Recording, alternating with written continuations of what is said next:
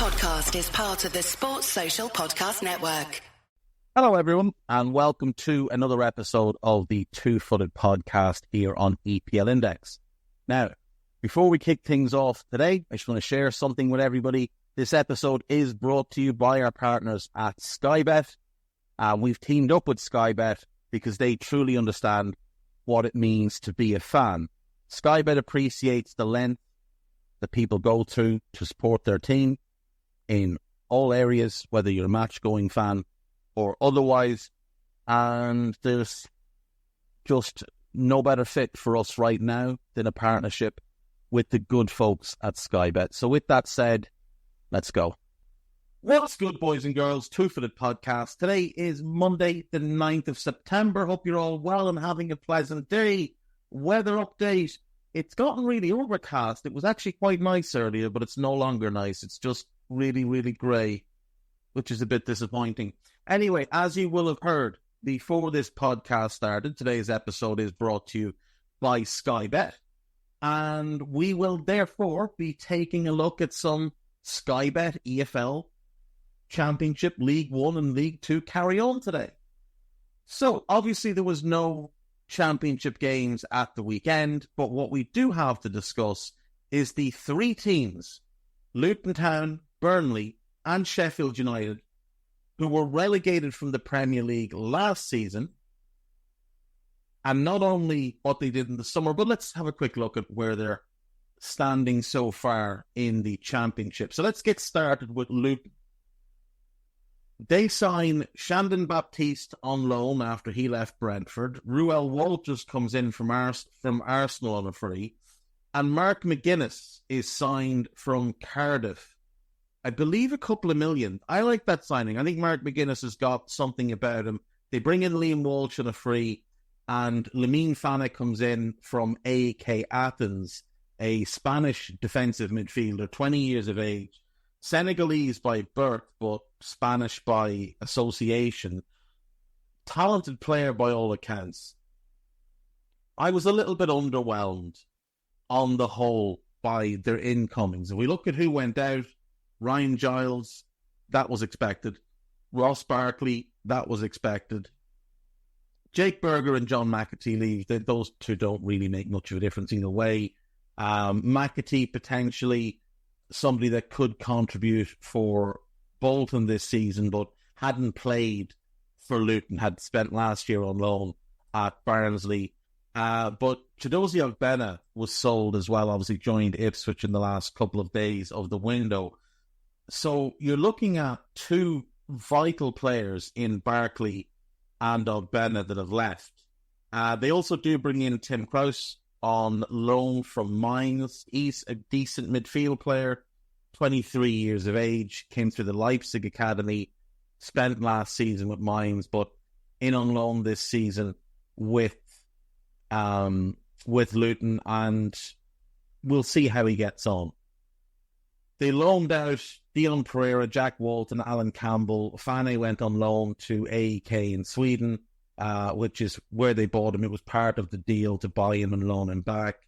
And they loaned out Arabin Peppel, Canadian striker who's gone to Southend, another young player that they're hoping might have something for them down the line. Gabriel Osho leaves on a free. I think that was a blow. Nobody else really that left makes much of a difference to them. Dan Potts didn't play last year. Admiral Musque wasn't a Premier League caliber player, and to be fair, had struggled really at the Championship level. So they haven't really lost a ton, but they haven't done a ton. They have gotten worse, unquestionably. Walters coming in replaces what Osho had given them, and Osho goes to Auxerre, where he joins a couple of decent players that have joined in the summer. But he was important for them last year, played a big role, and I had hoped that he would stick around. But McGuinness, to be fair, is a really good replacement. I suppose Krause can be looked at as the replacement for Barkley, but they haven't replaced Ogbena at all. Now, they'll argue that Tahith Chong can play in that role, but can he really? Does he offer what Albena was offering last season. He doesn't have the pace. He doesn't have the versatility. He has versatility in his own right, but Albena could give them an option as a wing-back.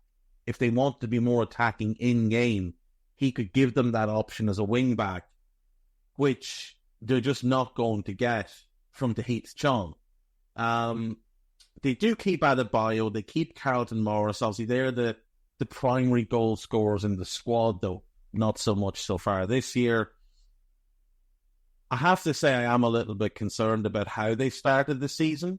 Now, that's not going to factor into how I judge their window, obviously, but I would have thought, given the poor start, they might have shown a bit more urgency as the window wrapped up. So if you haven't been paying attention to the Championship this year, they lost 4-1 at home to Burnley on the opening day. They drew away with Portsmouth, newly promoted into the division. They lost away 1-0 to Preston North End, and then they lost at home to QPR. So they've lost both home games, taken 1 point from 4. They've got Millwall up next in what will not be a particularly pleasant away game for them.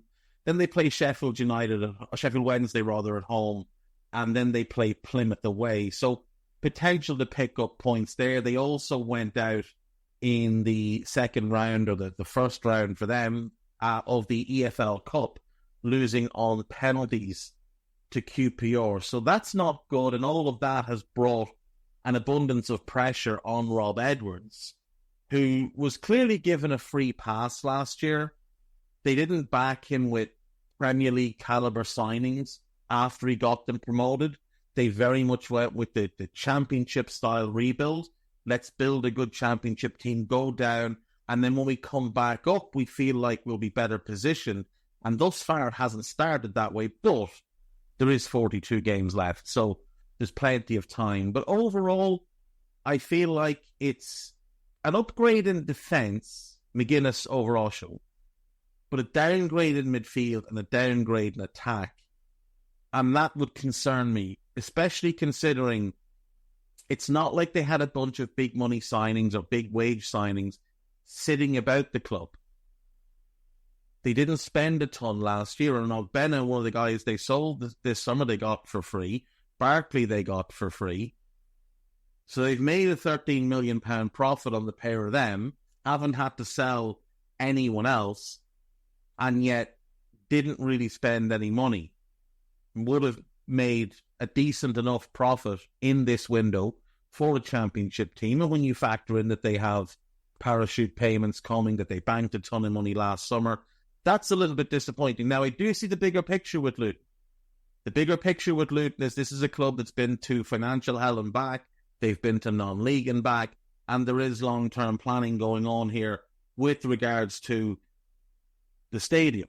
And obviously, last season when they got promoted, they had to spend a decent amount of money to upgrade Kenilworth Road.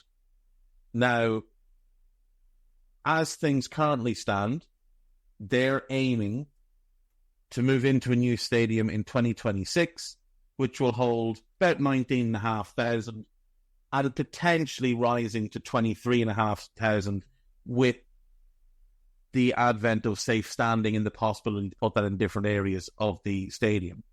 So I do understand that what they're trying to do is bank the money to pay for the stadium so that they don't end up in a situation like what we've seen with Valencia or other clubs that have built a new stadium. Darlington, for example, built a new stadium and it was the ruination of the club. But at the same time, you've still got to put together an on-field product that gets people in the door. There's no point in having a stadium if no one's coming to watch the games. And you're not going to get 20,000 in the door if Luton are back in League One. You're not going to get 20,000 in the door if Luton are struggling away in the bottom end of the Championship. You'll get it for some games, but not regularly enough to make it worthwhile. So I would have liked to have seen more. I do like the signing of McGuinness. I think Baptiste is a gamble worth taking. Krause is interesting. We'll see how he does. Barkley was massive for them last year, though, so massive shoes to fill. I hope they stick with Edwards. I hope they give him time. I hope they show more patience with him, because ultimately, while he did get a free pass last year, it does also reflect on him the fact that they got relegated. it's a negative notch on his tenure. Surprise promotion or not. So I would have liked to have seen them put a bit more into the team this summer. So ultimately, I'm going to give them a C+ because I like the signing of McGuinness. We'll move on to Burnley, and I've not liked their summer, I must say. So obviously they lose company. He goes to Bayern Munich. Anybody would swap Burnley for Bayern Munich. There's no knock on company there. I would knock Bayern Munich for the decision, but it is what it is. The transfer window then gets really weird for them. So they go down, and the first thing they do is they make the Esteve deal permanent and the Mike Tresser deal permanent. Now, Mike Tresser was signed last summer, 2023, loan with an option to buy for well over 20 million. He played 19 times last season, 16 in the league, and didn't score a single goal, and didn't really impress massively, and at the age of 25 didn't show a huge amount of potential to develop beyond that. But his prior season at Genk, he had been spectacular. He was absolutely outrageous, won Belgian Pro Footballer of the Year, 24 assists just in the league, and was sensational. So you would have to ask the question, was it a case where he struggled a little bit with the physicality? Did he struggle with living in a different country? Although he's obviously lived in the Netherlands as well as Belgium in his life, but I mean, there's a lot of cultural similarities there, and they're very, very close, and it's likely easy enough for him to travel back and forth to see family, friends, etc. Moving to England is a very different prospect for any player. He's a player that I do sort of look at and think, I wonder, is there any real upside with you in terms of sell-on potential? Was that season at Genk a one-off? Is it something that you can replicate? They're certainly going to need him to replicate it given the money that they spent. They signed Shrandi Samble. That was a deal they'd done in advance.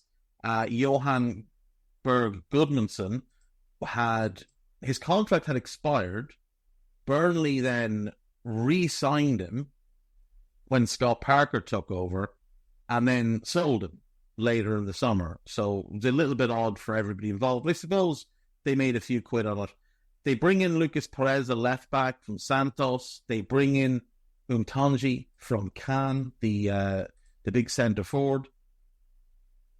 Whether or not he translates, I don't know. He certainly hadn't shown anything that suggested to me that he would, or that he was going to be worth a gamble on, but it wasn't an expensive signing, so I think it's fine ultimately. They bring in Hladky from the Czech goalkeeper from Ipswich.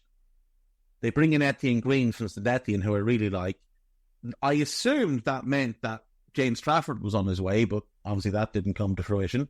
They signed Joe Worrell, and I like that for the Championship. They bring in Hannibal Mejbri, and I do like that signing. I think at $5.5 million, Hannibal Mejbri represents good value.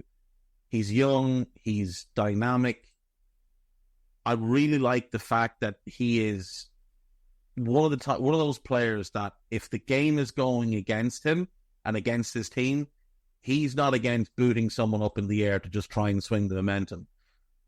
Julien Vetro comes in from Bordeaux. He's gone straight out on loan to Dundee, and they signed Josh Laurent from Stoke, who's decent to be fair. Bailey Peacock Farrell was sold to Birmingham. Munich was sold to Ipswich. Figueroa left. So they sold 3 goalkeepers. The expectation was Trafford would make 4. Samuel Bastian leaves. They get big money then. So then they go on this run for about a week and 2 weeks, really, where they just start selling everything that's not nailed down. So Wilson Odobert goes, $31.5 million. Then they got good money for Scott Twine. They got good money for Sander Berge. They sold Anas Zarori. They sold Berg Gudmundsson. They sold Dara O'Shea and got decent money for him. They sold Al Dakhil. I was a bit surprised by that one. They sold Wout Weghorst. Nobody was surprised by that one. They sold Luke McNally, who I do like, young Irish centre-back, gone to Bristol City, hoping he does well this year. And then they sold Vitinho back to Brazil. He went to Botafogo. They loaned in Bashir Humphreys. I love that one. Jaden Anthony, I'm not massively keen, but Parker knows him from when they were at Bournemouth. Sarmiento, I do like. And Zion Fleming is an interesting one coming in on loan from Millwall. I was a little bit surprised that Millwall were willing to let him go on loan. I assume there's some sort of obligation to buy in that deal, because I think he was Millwall's best player the last 2 years. They loaned out Michael Mellon, Darko Sherlinev, Dara Costello, Michael Obafemi, and then Zeki Amdouni, which I really didn't like, because I thought he would have absolutely torn the championship asunder this year. I genuinely thought he was going to have a tremendous year for them this year. They made the decision to move on. Now, maybe he didn't want to play in the championship, you don't know, but I didn't like that deal. If you're going to let him go, you should sell him. Charlie Taylor left in a free. Jack Cork left in a free. Taylor's the blow. Cork, I assume, will retire now at 35, but he might feel like he has another year left in him. Premier League was definitely a stretch too far for him, but I think the Championship he would have been absolutely fine this season. So I'm a little bit surprised they didn't keep him around just for leadership and, veteran presence. Maybe Parker didn't want to bring him back the way he brought back Johan Berg Gudmundsson. Overall, they've definitely gotten worse, which is, understandable. I'm just not sure I like how much worse they've gotten. Now, they've kept some important players.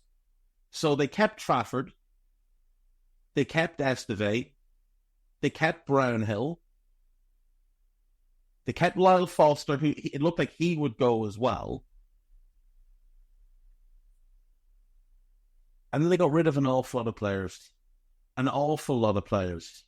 Including players that were playing regularly for them. Vitinho had started 3 games and they decided to sell him. Dara O'Shea, I think they had to sell him. I think that was an agreement that they had with him. I'm not overly keen on the window at all. I do really like the fact that they got the Esteve done deal on a permanent. I think he's going to be very, very good. I do like the Bashir Humphreys get. I like the Fleming get. Sarmiento's an interesting player at the championship level. He's a good winger. I like the Etienne Green signing. And like I said before, Joe Worrell for the championship is good. Mejbri I do like as well. But ultimately, this is kind of a market correction for them because they spent a ton of money last summer. They spent too much last summer. And I suppose this is what happens. They've gone down, now they have to recoup some of that money. And to their credit, they've made decent profit. I don't think they've sold anyone under value. I think they got either correct value or above value on pretty much everybody they sold. So all of that's positive. I would have just liked 1 or 2 more incomings. I suppose Worrell and Esteve, that's pretty strong. Question then is who's at right back? I'm guessing it's going to be Connor Roberts, so that's okay. Left back is a bit of a question mark. I think Bashir Humphreys could end up playing there. Trafford will be the goalkeeper. That's pretty strong. Little bit of a concern with the midfield group. There's just a lot of repetitiveness in the midfield group.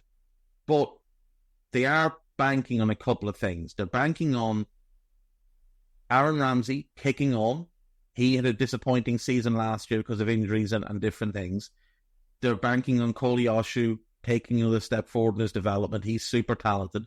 They're banking on Tresor getting back to the talent that he showed at Genk and why they bought him. I think Jordan Beyer, if he gets in the team, is very, very good at the championship level. So hopefully he can show more this year. Hans Delcau's interesting. Maybe he gets some opportunities. Fleming, I think, will help. And Noah Masengo's one to keep an eye on. Very, very talented young French midfielder who Bristol City brought to England when he was 18 from the Monaco Academy. And he's super talented. Like, superbly gifted on the ball. Didn't play a ton last year, but I think this year he could be vital for them, and he might be the difference maker in midfield. Overall, I'm going to give them a C minus because I just think they sold a couple too many without replacing them, and I really, really don't like the decision to loan out Zeki Mdouni. I really don't like that decision. Last team then is, of course, Sheffield United. So, out of contract, leaving the club, George Baldock, Wes Fotheringham, Max Lowe, Ben Osborne, Daniel Jebison, Ollie McBurney, Ollie Norwood, Chris Basham, and John Egan. Egan has not yet found a club. Basham has decided to retire. And when you look at where the rest of them went, I don't think there's anything that they should be disappointed about. I mean, Jebison going to Bournemouth, he's very talented, but he's been looking for a way out of Sheffield United since the year he was first broke into the first team, which is the first time they were in the Premier League under Chris Wilder. So, all things come to an end. McBurney, I did massively disappointing. I wouldn't be too concerned about him going. Norwood went to Stockport. Lowe went to Sheffield Wednesday. You'll see how that goes down. If he has a bad game, he's definitely going to get some pelters. Ben Osborne went to Derby. George Baldock went to Panathinaikos, but I mean, you know, he's a Greek international, and I love the fact that he embraced that side of his family and made his debut for them a couple of years ago, and now has moved there to experience the lifestyle. So I think that's absolutely fair. Going out on loan, Sam Curtis, he's gone to Peterborough. I like that for him. I hope he does really well. He's already starting for them, and I think I read a report he's doing quite well. Anis Ben Sleman goes to Norwich. I wouldn't have loaned him. I'd have kept him. I think he's a good player. They loan in Harry Suter, Jesserin Laksaki, and Alfie Gilchrist, which is a good group of players to get in. Suter's fine for the Championship. He's painfully slow, but he's absolutely fine for the Championship. They sold Cameron Archer, they sold Jaden Bogle, they sold Benny Traore, they sold William Asula, and they sold Austin Trusty. So if you're keeping count, that's Archer, Traore, and Asula. That's 3 centre forwards. Jebison is 4, McBurney is 5. And they also had Ben Britton Diaz there on loan last season. That's 6 centre forwards now gone. That's pretty much all your goal scorers. So you better have added some goals. They signed Kiefer Moore, who's 32 years of age and not a big-time goal scorer. Not a big-time goal scorer at all. He did have a very good season with Cardiff in 21-22. Prior to that, his record at the Championship level was atrocious. He had largely been a good League One player. I'm not sure he's getting you the goals to get you back up. They signed Tyrese Campbell from Stoke. Now, I do like him. There's talent there, but he's not a big-time goal scorer.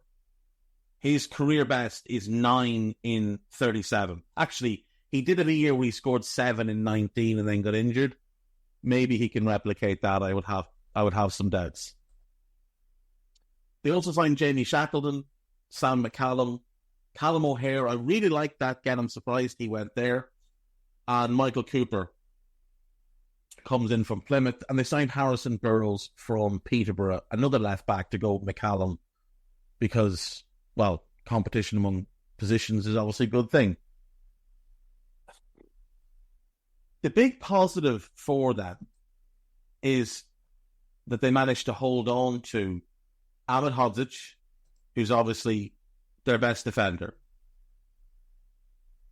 And they held on in midfield to Gus Hammer and to Vinicius Sousa, who are their 2 best midfield players.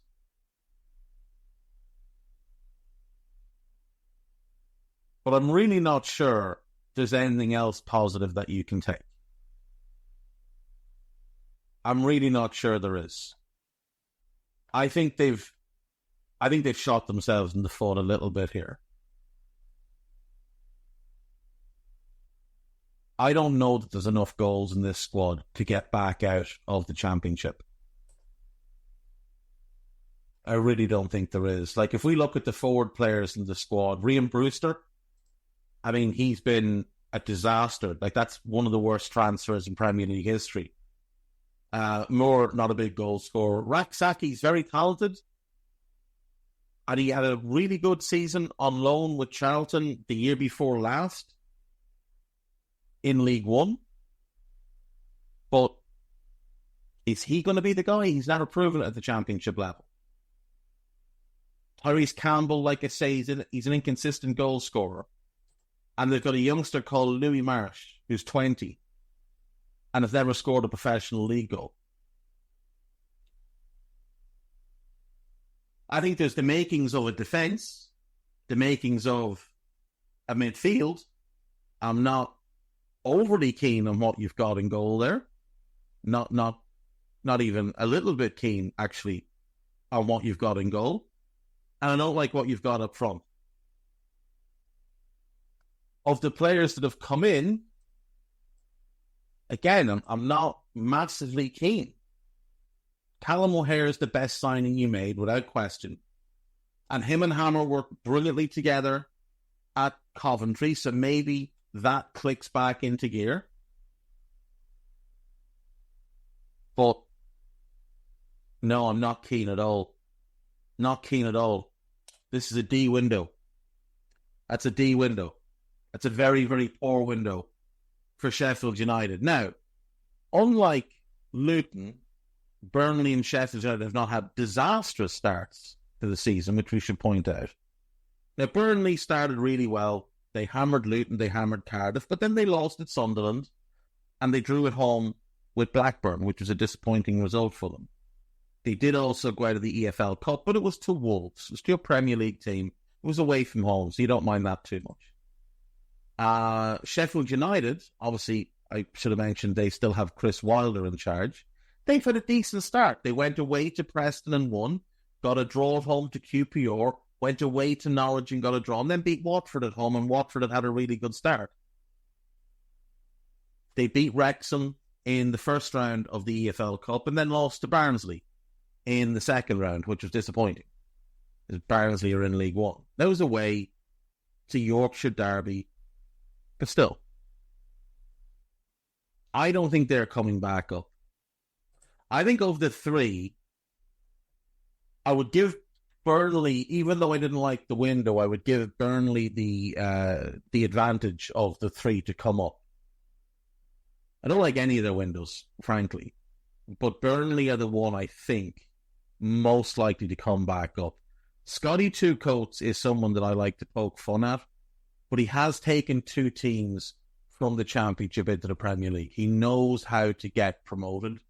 Now, I know Chris Wilder's also had a couple of promotions in his career, and obviously so has Rob Edwards, but I think Burnley are the best team of the three. They've got the best squad of the three. And I think Parker's the manager best suited to get them back out of the Championship. So, of the three, I think Burnley are the ones that will come up. Man, right, I'll be back after the break. We'll have a look at what took place in League One, League Two, and the conference over the weekend. See you after this. Right, welcome back. So, we had some games over the weekend. In League One, we had 3 games of football that took place. Wrexham beat Shrewsbury by 3-0. Wrexham's good start to the season continues, and they look like potentially they could pull off 3 promotions in a row, which would be absolutely amazing. Ollie Palmer, Elliot Lee, and Jack Marriott with the goals. We also had Charlton taking on Rotherham. That ended 1-1. Liam Kelly put Rotherham 1 up. Chuck Zaneke equalised in the 72nd minute for Charlton to share the spoils. And third and final game was Barnsley 2, Bristol Rovers 1. Davis Kinnear-Dunn put Barnsley 1 up. Ruel Satiru equalised on 37 minutes. Adam Phillips with the winner in the second half. It's a good win for Barnsley. So, league table has Wrexham top, 13 points. Stockport are second on 10 points, but they have a game in hand. Barnsley also 10 points, but have played the 5 games. Birmingham 10 points with 4 games. And then Charlton with 10 points, 5 games. Lincoln and Huddersfield both have 4 games played and 9 points. Reading have 4 games played and 7 points. And then Bristol Rovers, 5 games and 7 points. Exeter, Peterborough and Crawley all with 6 points from 4 games. Northampton and Mansfield with 5 points from 4 games. Rotherham with 5 points from 5 games. And then we go Wigan, Stevenage and Bolton on 3. Burton and Wigan on 2. On 3. Stevenage and Bolton. Wycombe, Stevenage and Bolton on 4 points. 4 points in 4 games. Burton and Wigan, 3 points of 4 games. Shrewsbury, 3 points from 5 games. Blackpool, 2 points from 4 games. Cambridge, 1 point from 4 games. And Leyton Orient with no points so far. On to League 2, where we had 10 games. Cheltenham 1, Harrogate 0. Colchester 1, Bromley 1. Crewe Alexandra 1, Morecambe 0. Morecambe had a disastrous start. Notts County 2, Accrington Stanley 0. Bradford 2, Carlisle 1. Chesterfield 2, Grimsby 1. MK Dons 1, Walsall 0. Doncaster 1, Gillingham 0. It's a big win for Doncaster. Newport County 1, Port Vale 4. And Barrow 1, Swindon 1. Both sides ending that game with 10 men. Doncaster are now top, 12 points. Notts County 11. Barrow, Gillingham and Bradford on 10. Walsall have 9, as do AFC Wimbledon, but they do have a game in hand. Newport and Chesterfield, Newport have 9, Chesterfield have 8, Tranmere have 8, but they have the game in hand. Bromley have 7, Port Vale and Crewe also have 7. MK Dons, Cheltenham and Grimsby all have 6. Fleetwood have 5, but they have a game in hand. Same situation for Salford, 5 from 4 games. Colchester have 5 from 5. Harrogate have 4. Swindon have 3. Carlisle have 3. Aki have 2. And no points from 5 games, with no goals scored for Morecambe, who look utterly disastrous thus far. Into the National League. Now, we had a full round of games, 12 games. We also have a midweek round in the National League that takes place tomorrow night. We'll talk about that tomorrow. So Saturday, we had Maidenhead 1, Dagenham and Redbridge 1.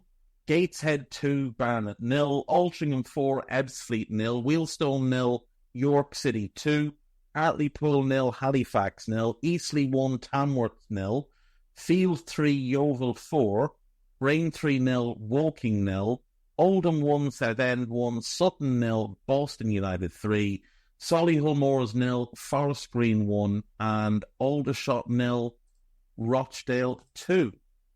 Top of the league is Gateshead. Everybody has played 7 games except for Southend and Field, who've played 6. Gateshead have 17 points, Eastleigh 16. Rochdale, Forest Green and York all have 14. Barnet and Yeovil have 12. We have Aldershot, Oldham, Hartlepool, Altrincham and Woking all on 10. Sutton and Halifax on 9. Solihull on 8. Southend, Dagenham, Braintree and Boston all on 7. Field, Maidenhead and Wealdstone and Tamworth all on 5.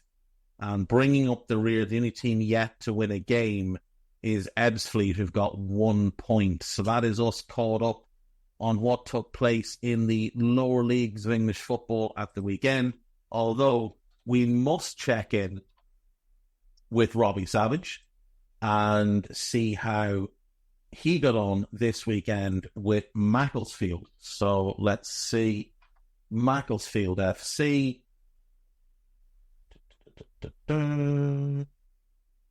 They won 1-0. A 1-0 win away to Stockton. They play again tomorrow night at home to Ashton United. And credit to Robbie Savage.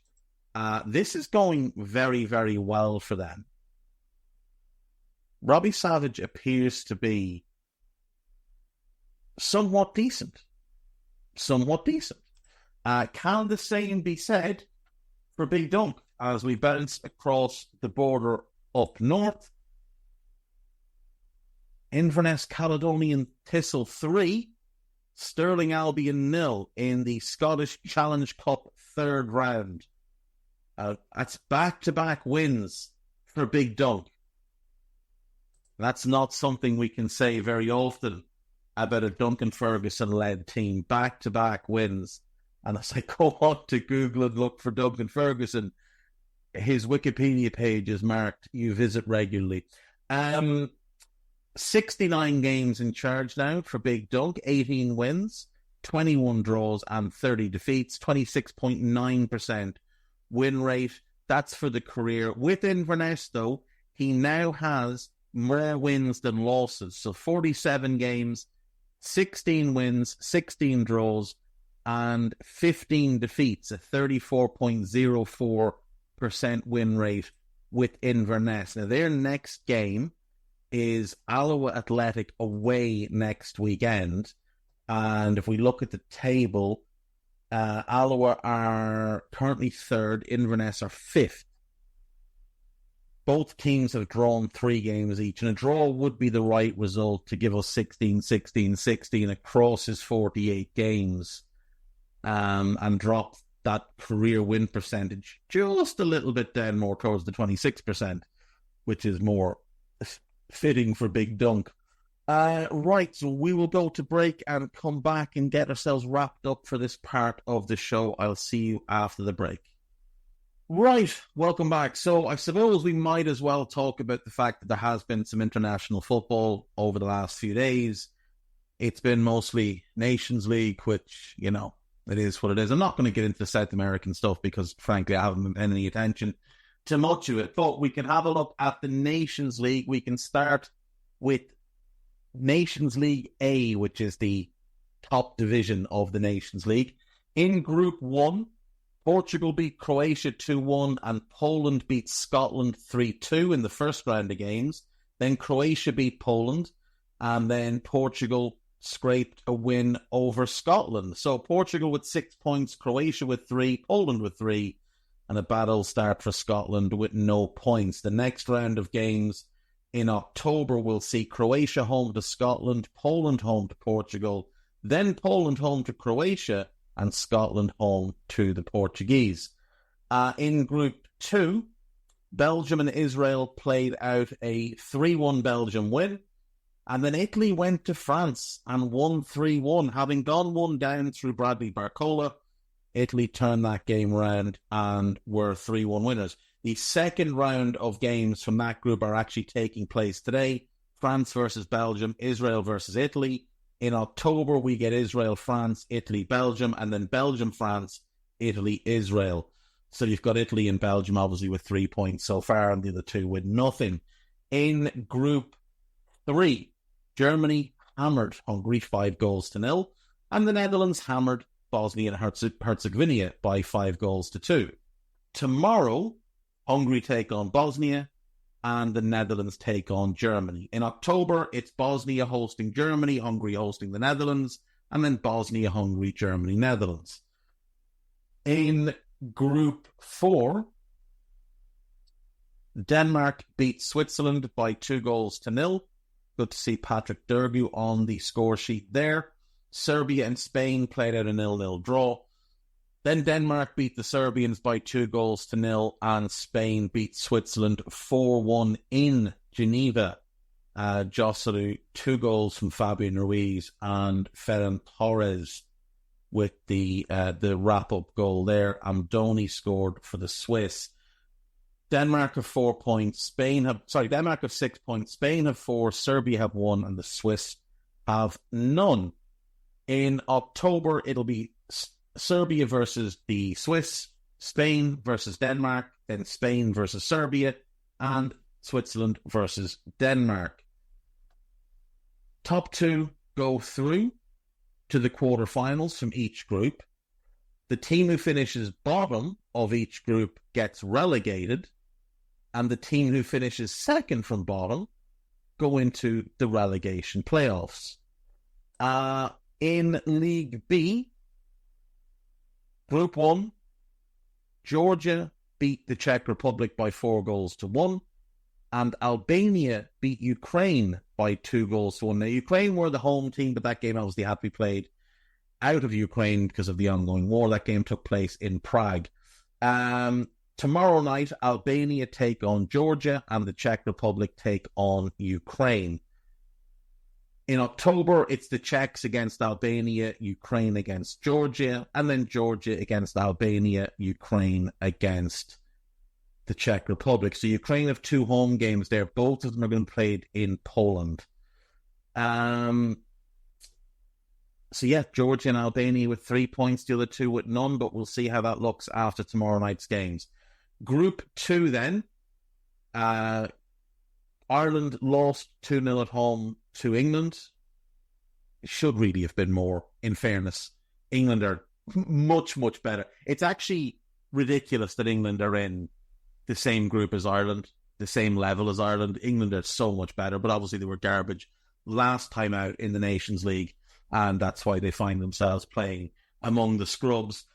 Greece beat Finland by 3-0. Tomorrow night, England take on Finland and Ireland take on Greece.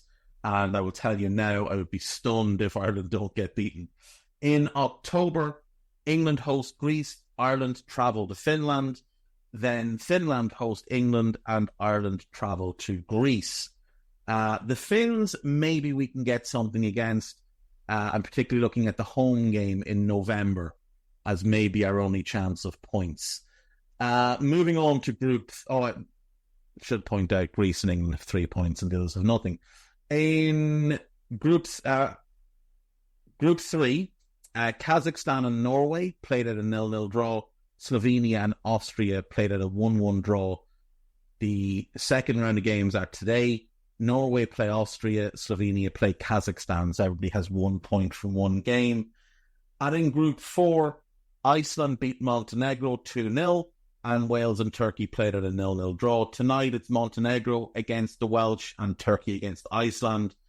3 points for Iceland, 1 each for Wales and Turkey, no points for Montenegro.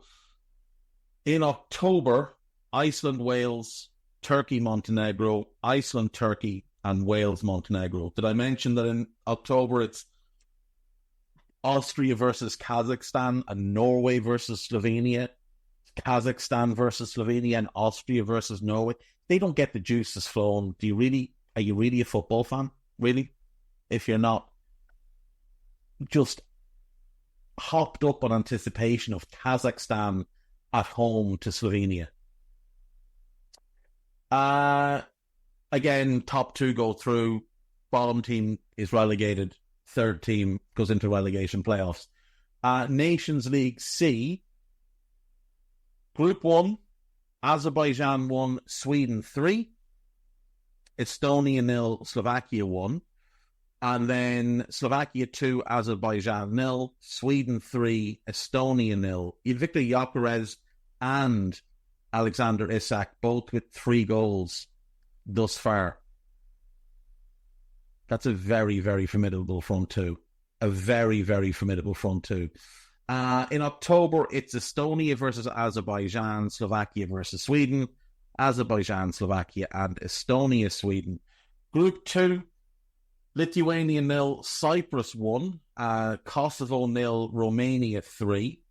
The second round of games is today. It's Cyprus, Kosovo, and Romania, Lithuania.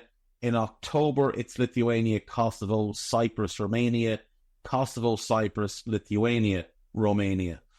Group 3, Belarus and Bulgaria played at a 0-0 draw. Northern Ireland defeated Luxembourg by 2-0. Then Belarus beat Luxembourg 1-0. And Bulgaria beat Northern Ireland 1-0 in a big upset. In October, Bulgaria will host Luxembourg. Belarus hosts Northern Ireland. And then Belarus hosts Luxembourg and Northern Ireland host Bulgaria. Group 4 then. Faroe Islands 1, Macedonia 1, Armenia 4, Latvia 1.